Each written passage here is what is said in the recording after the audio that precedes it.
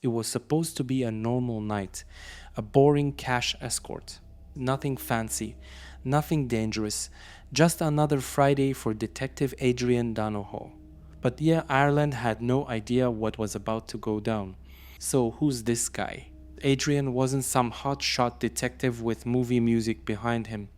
He was 41 from County Cavan, working with the guards out of Dundalk in County Louth. Everyone who knew him said the same thing: decent fella, calm head, fair with people, tough when needed. He joined the force back in 1994 and spent almost 19 years serving without a single scandal attached to his name. In a country where headlines love chaos, Adrian was the total opposite: quiet, dependable, the kind of man who got the job done and went home to his wife and kids like it was nothing. Speaking of home, he was married to Caroline Donohoe, also a member of the Guards. Two kids, a solid family life. The kind of life where Friday nights are meant for telly tea and a laugh, not tragedy. And that's what makes this story hit harder. When Adrian was killed, it wasn't just a police headline, it was a national gut punch. Ireland froze. You could feel it in every town: the disbelief, the anger, the heartbreak. Here's the kicker: Adrian was the first guard killed on duty in almost 2 decades. Think about that. An entire generation of officers had never even seen it happen before. So when it did, the country went silent. At his funeral, the crowds were massive: politicians, officers, neighbors, random people who'd never even met him. They came because his death meant something bigger. It wasn't just about one detective, it was about the line between safety and chaos snapping overnight. He wasn't a hero in a cape. He was a normal man in a small town who believed his badge meant something. And by the end of that night, the badge would still be shining, but he wouldn't. Alright, let's paint the scene.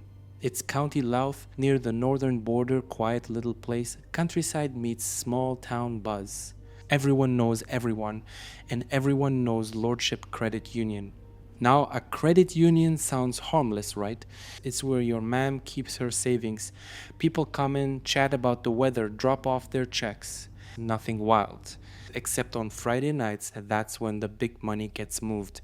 That's the moment when a normal office turns into a potential crime scene. See, every week, the staff at Lordship Credit Union had to move their takings to the night safe at a bank in Dundalk. It's a boring job: load the cash, follow the same roads, same routine. And if there's one thing criminals love, routine. So to make sure nothing bad happened, the guards had this escort system. Two detectives in plain clothes, armed, follow the staff and make sure no one pulls any funny business. Adrian Donohoe and his partner, Detective Joe Ryan, were on that duty that night. But here's the problem, and it's a big one. This is border territory. One side of the road, you're in the Republic. Drive 10 minutes and boom, you're in Northern Ireland. Different laws, different police, and for criminals, that's like a cheat code. If you pull a robbery in the south and cross the border quick enough, the guards can't just follow you with lights blazing. They have to call in the Peace the police service of Northern Ireland, and by the time all that coordination happens, the suspects are long gone, probably sitting in some pub bragging about it. That border's more than just a line on a map, it's a shield. And a few gangs up there, they knew how to use it. Now here's where it gets spicy. There had already been a similar robbery attempt in that area a while back. After that, the guards beefed up the escort protocol: new routes, plainclothes officers, even tighter timing. On paper, it looked safe. But in reality, you can change the plan, but you can't change the pattern.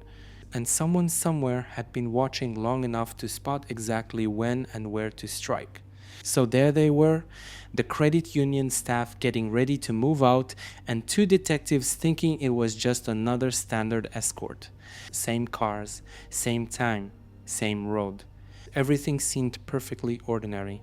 Until the lights went out and four masked men decided to rewrite Irish crime history. So it's Friday night in County Louth. Cold, quiet, nothing special in the air. The Lordship Credit Union's about to close up. Inside, the staff are counting the last of the cash, chatting, ready to go home. Outside, Detective Adrian Donohoe and his partner Detective Joe Ryan are waiting in their unmarked car. They've done this run 100 times before escorting the staff to the bank's night safe. Routine, predictable, safe, or so they thought. Meanwhile, not far from there, a group of masked men are in position. They're not guessing, they're not winging it. They know exactly where to go, when to move, and how long it'll take. One of them's carrying a shotgun, another's ready to grab the money bag. The others, back up, getaway, muscle. Around 8:49 that night, a dark Volkswagen Passat rolls into a small laneway behind the credit union. It stops, lights off. 5 figures slip out. They hop a wall and melt into the darkness like they've done this before. A few minutes later, at 9:30, Adrian and Joe pull into the lot. They park, lights on, engines running, waiting for the staff to come out. They're relaxed, nothing about this feels like danger. Then a car suddenly blocks the exit. A navy blue Passat. And that's the first sign something's wrong. Before they can even react, 4 men jump the wall, masks on, guns out. One aims straight for Adrian's side of the car. Adrian steps out, probably thinking it's a robbery. Maybe he can calm it down. But the gunman doesn't wait. One shot. Close range. Adrian drops instantly. Gone. Joe Ryan's trapped, another gunman is pointing straight at him. The staff, terrified, are frozen in their cars. The gang smashes a window, grabs a money bag, only a few €1,000 inside, and sprints. They were expecting a jackpot. Instead, they get pocket change. And then they vanish. No shouting, no extra shots, no chaos, just pure precision. From the moment the Passat blocked that exit to the second the gang escaped, it took 58 seconds. Not even a full minute. Less than 1 minute to change a country forever. Less than 1 minute to make a family's life collapse. And here's the kicker, the bag they took had only about €4,000. Meanwhile, over 30,000 more sat untouched inside. So yeah, it wasn't even worth it. But it didn't matter. The country woke up the next morning to headlines screaming that a guards detective had been shot dead in the line of duty, and it had all happened in under a minute. 58 seconds, that's all it took. So the gang bolts. Adrian's down. Joe Ryan's still in shock, frozen, probably can't even process what just happened. In less than a minute, it's over. The killers are gone, the car's gone, the lights are still flickering in the parking lot, and all that's left behind is chaos. And just like that, County Louth goes from quiet countryside to the center of a national manhunt. The guards swarm the scene, forensic units, local detectives, everyone. They start picking up everything. Bullet casings, footprints, glass, whatever might talk later in a lab. They realize this wasn't random. This was clockwork. The robbers knew the exact time the escort would happen. They knew how many people would be there. They knew where to park to trap the convoy. That's not luck, that's inside info. Now here's where it gets creepy. When investigators check the CCTV around the area, they spot that dark Volkswagen Passat, the same one that blocked Adrian and Joe earlier that evening. It had been seen lurking, lights off, in the laneway behind the credit union. They traced the car's details. Turns out it was stolen from Cloggerhead a few nights before the murder. So yeah, this wasn't some random thugs trying their luck. This was planned down to the second. Within days, the guards get a call. A farmer up in County Armagh, across the border, found a burnt-out car on a back road between Darkley and Newtown Hamilton. When they checked the VIN number, boom, same Passat, the getaway car, burned to nothing. They torched it right after the job to wipe out every bit of evidence. But you know how it goes, even the best plans leave crumbs. Forensic teams comb through the ashes, the ground, the surrounding trees. They find a hammer used to smash the car windows at the robbery scene. And that hammer, it starts whispering names. Fingerprints, fibers, even the kind of tape used on the grip, every detail matters. At this point, the guards are connecting dots like mad. They realize the gang had help. At least 5 people total, some waiting at the getaway road, others on phones ready to drive. They didn't just vanish. They crossed the border into Northern Ireland, the perfect escape route. Now here's the cold part. Adrian wasn't even meant to be there that night. He'd swapped shifts with another officer. Just a small favor, you know. Can you cover me tonight? That one simple yes put him in the exact place the gang would strike. So, yeah, fate, timing, or pure bad luck, whatever you call it, it feels like the universe lined up every wrong thing at once. That night, the killers crossed the border, and suddenly the guards were up against the oldest problem in Irish policing jurisdiction. They couldn't just chase them into Northern Ireland with sirens blazing. They needed the peace nigh, and that meant paperwork, coordination, diplomacy, basically red tape while the suspects kept driving. In less than an hour, the murderers were gone, invisible ghosts behind an invisible line. The country's in shock. A detective shot dead on duty. That doesn't just disappear quietly in Ireland, so the guards launch one of the biggest investigations in Irish history. Over 6,000 lines of inquiry open up. Every lead, every phone call, every CCTV clip, all of it. They check thousands of cars, interview anyone who even looked in the direction of Lordship Credit Union that night. The scale of it, unreal. The forensics start talking first. The burned out Passat, it was stolen a few days earlier from Clogherhead. It's a near perfect match to the getaway car seen on the CCTV. And that hammer they found near the scene, same type used to break car windows during the robbery. But the big clue isn't physical, it's digital. Phone data. Investigators match a pattern of phones that pinged off towers near the credit union at the exact time of the attack, then poof gone across the border into Northern Ireland minutes later. Whoever did this, they had a plan and a border to hide behind. And yeah, that border again, it's a nightmare. Because the second you cross it, the guards lose direct authority. They can't just barge into Crossmaglen and kick doors down. They have to work with the PCNI, the Northern Police, and that means paperwork, meetings, waiting. Meanwhile, the killers are chilling on the other side. Then something weird starts to surface. Rumors float around about 5 suspects, all from the same border region, Armagh, Crossmaglen, that area where the Republic and Northern Ireland practically share a backyard. Locals start whispering about who might have been involved, people who suddenly vanished, people spending money they didn't have before. And then boom, one major suspect, gone. Straight out of Ireland. He slips off to the United States right after the murder. No coincidence. This guy's name, Aaron Brady. Brady had a history. Petty crime, car theft, some diesel smuggling. Not exactly a mastermind, but smart enough to know how to disappear. He lands in New York, starts building a new life. But word travels and the guards aren't dumb. They connect the dots and send out international requests. Soon it's not just the guards and PCNI. Now Homeland Security, as Marshals and Interpol are in the loop. This has officially gone global. Investigators also track down a handful of witnesses, people who claim Brady bragged about shooting a cop back home. Not in public, but in those drunk late night, you think I'm kidding kind of stories. Most folks didn't believe him until the detectives showed up asking questions. Meanwhile, back home, the community is divided.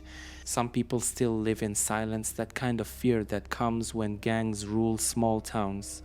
Others start talking little details, memories, stuff that suddenly doesn't sit right.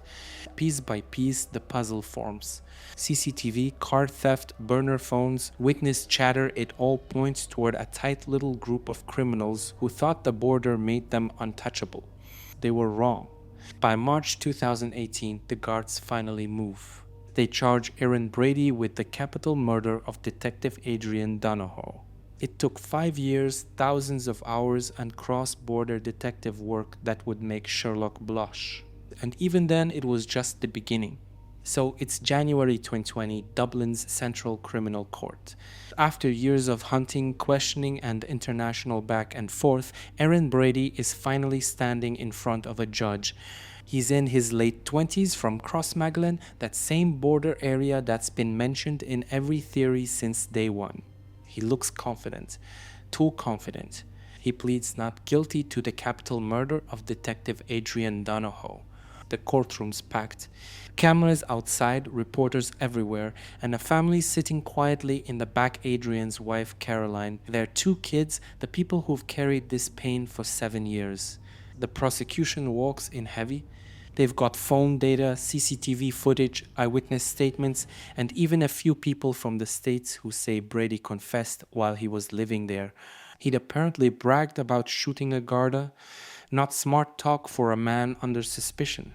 The state paints the scene minute by minute, the masked gang, the Passat, the 58 seconds that changed everything.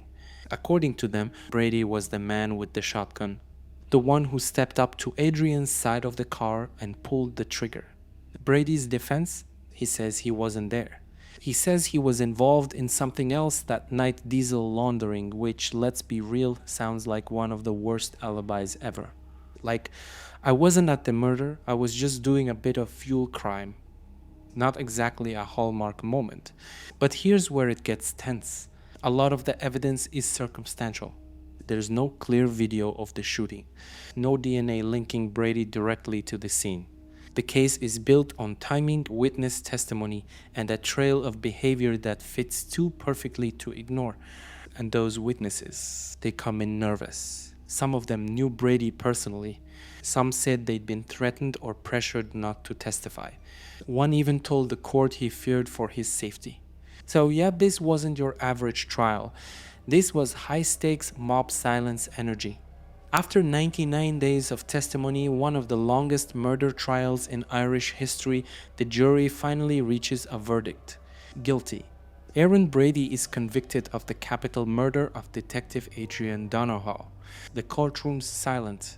Brady stares straight ahead. No tears, no breakdown, just stone-faced. Caroline Donohoe weeps quietly in the back. Outside, people cheer. 7 years of waiting, finally some form of justice. Then comes the sentence, life imprisonment, with a minimum of 40 years before he can even think about parole. That's one of the heaviest sentences handed down in modern Irish criminal history. But of course the story doesn't end there, because nothing ever does. Brady immediately appeals. His lawyers claim the witnesses were unreliable, the case was built on weak links, and that media coverage poisoned the jury. For years, his legal team throws everything at the wall. In July 2024, his appeal is officially rejected. The conviction stands. He's still behind bars today. But here's the twist. Brady still insists he's innocent. He swears he had nothing to do with the murder, that the real gunman is still out there. And maybe that's what keeps the case alive, even now, that whisper of doubt that never quite goes away. Meanwhile, another player from the same crew, James Patrick Gerard Flynn, who had been convicted of helping the gang, his conviction later gets overturned. That's right, overturned. The appeals court said the indictment was tampered with after the trial, so technically he walks free. And suddenly Ireland's left asking, if one guy gets out and another says he's innocent, then what really happened that night? The verdict was in. The headlines screamed it. The nation finally exhaled, but not in celebration, more like exhaustion. Because yeah, Aaron Brady got life 40 years before he can even think about freedom. But one conviction doesn't heal the hole this left behind. The murder of Detective Adrian Donohoe became one of the biggest criminal investigations in Irish history. Over 1,000 guards worked the case, thousands of statements, dozens of suspects. It was the kind of case that tested everything: teamwork, patience, even politics. And here's what's wild. It changed how cross-border policing works forever. Before Adrian's murder, coordination between the guards and the Pisnai was, let's just say, slow. Different rules, different systems, and a lot of red tape. But after this, both sides had no choice but to get serious. They built faster info-sharing pipelines, joint task forces, and even shared intelligence hubs. Because no one wanted this kind of thing happening again, a killer walking free just because of a borderline on a map. Back home in Lordship, the community never really went back to normal. The credit union kept running, but that parking lot, yeah, it's not just asphalt anymore. People still pass by it quietly, some cross the street without realizing why. It's a scar. Then there's Caroline Donohoe, Adrian's wife. She became the face of quiet resilience. She never made it about revenge. Every time she spoke, it was about dignity, about her husband's legacy, about justice without hatred. She stood at court day after day for years, and even after the verdict, she said what everyone felt. Nothing brings him back. And while one man sat in prison, another, James Flynn, had his conviction overturned in 2025.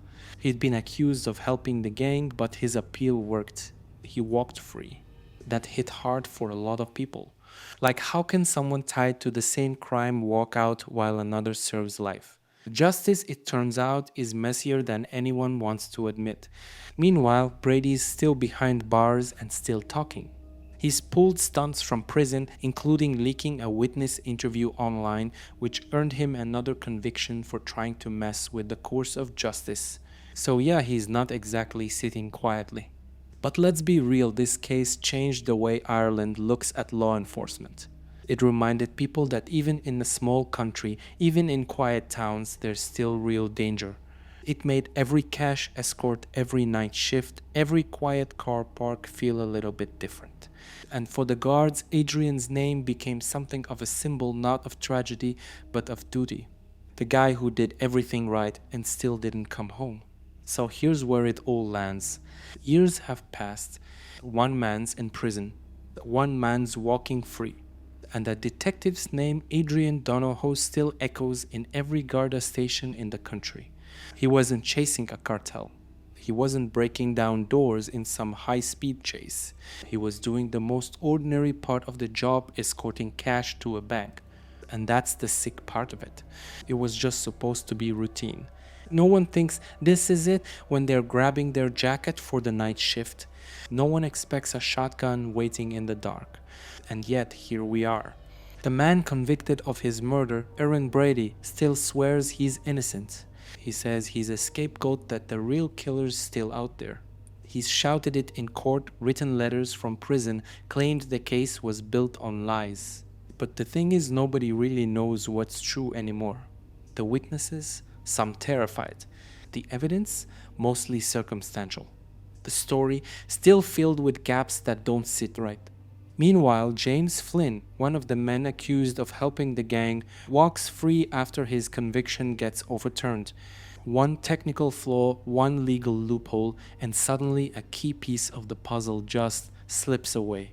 So yeah, justice was served. But was it complete? Or was it just tidy enough to close the case? And maybe that's the haunting part. Because Ireland got its answers, but not its peace. Every time the anniversary rolls around, the headlines return. Adrian's face in the papers, Caroline standing strong beside his photo, his old colleagues lining up in silence. It's not closure, it's remembrance. And as the story fades from front pages and turns into whispers in pubs and Garda halls, one truth stays sharp. He died protecting people who never even knew his name. They say time heals. But for some wounds, time just teaches you how to live with them. Adrian Donohoe, a name written in blue ink but remembered in black shadow. It was supposed to be a routine escort until bullets flew.